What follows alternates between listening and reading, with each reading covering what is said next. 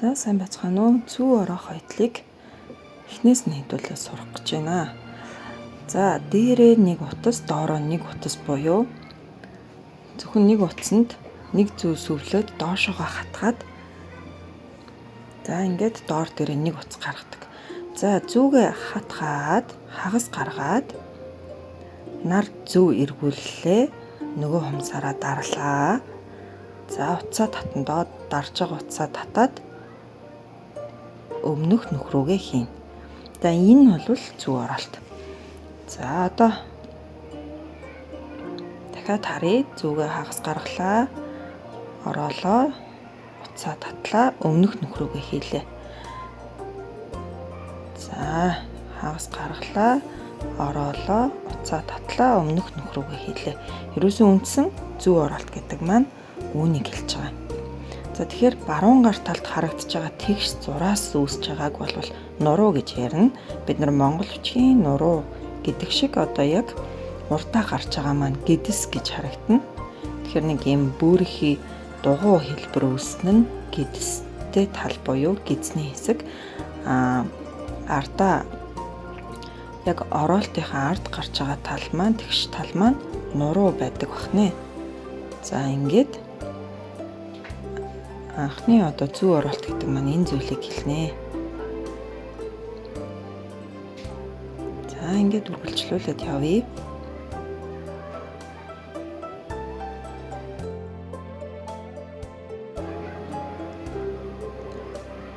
За яг ингээд энэ байдлаараа зүү оролт явахаар энэ маань ингээд дан зүү оролт болж байгаа. За одоо төгсгөлөө хийлээ.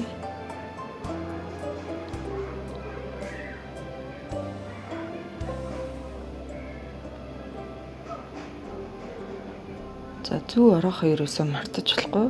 Хэрвээ сул ороохгүйгээр дарчих юм бол сул оёдл үүсчин. За тийм тохиолдолд бол хөвөөд буцаад зүүгээ бол заавал орооно. Тэгжиж зүү оролт болж байгаа гэсэн үг.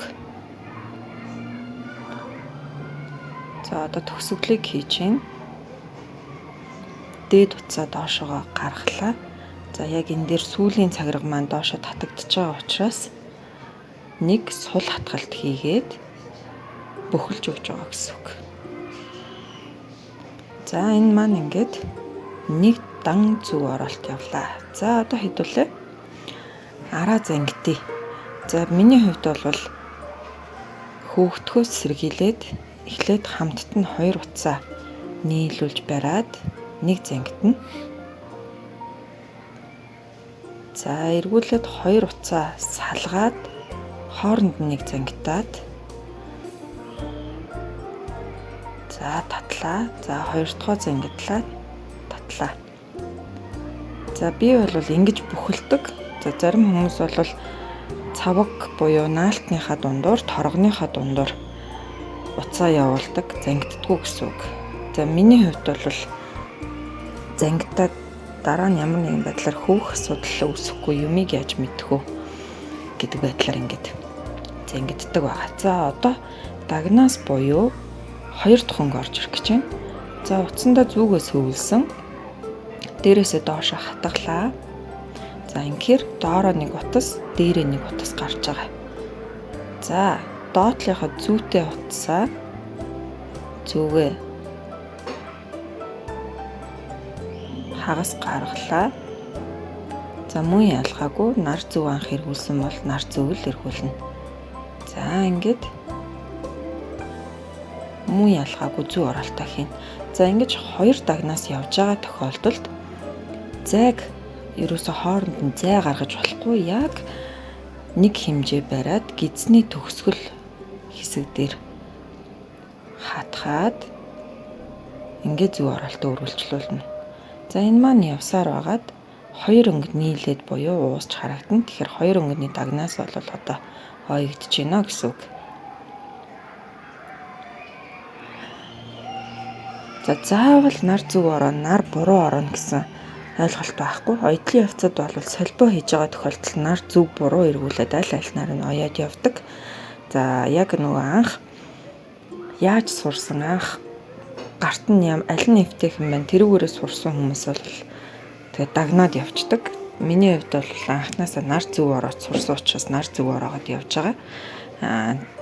Нар бурууч яг мэдээж ороо. Гэхдээ энэ хоёр маань хоорондоо яг адилхан болтгоо нэг тийм өөр санагдаад байдаг учраас би яг нар зөвөөрөө л эхлэл төгсгөлөө тооцоолоод явдаг.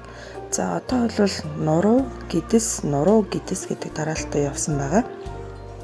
Одоо би нар зөв эргүүлдэг учраас төгсгөлөөсөө зөв оролтоо хийх юм бол хоёр гидс хоорондоо нийлээд гадна талд болохоор хоёр нуруу гарна. За ингэснээр яадаг вэ гэхээр яг ийм жигд зураас үсээд аль талдаа нуруу гарч байгаа учраас маш цэвэрхэн харагддаг. Тэгэхээр яг энэ 3 дагнаас 5 дагнаас ер нь хий ойж явахад ер нь л яг энэ зарчмаар нурууга дандаа гадна гаргахаар.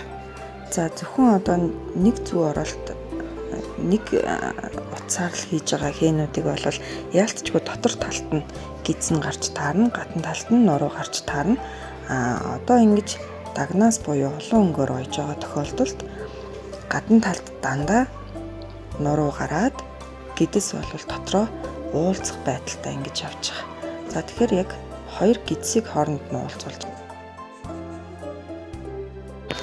За одоо ингэж харахад гадна талдаа 3 өнгийн хэдүүлээ дагнаас явсан. За цайвар өнгө, дундын өнгө, хүнд өнгө 3 өнгөөр уусгаж явсан. За тэгэхээр гадна талдаа ингээд тэгш нуруу гарсан. 2 дахь өнгө маань яг ижил ойсон бол 3 дахь өнгө маань гаднаа нуруу нь гараад ингэж тэгшгээ харагдаж байна гэсэн үг.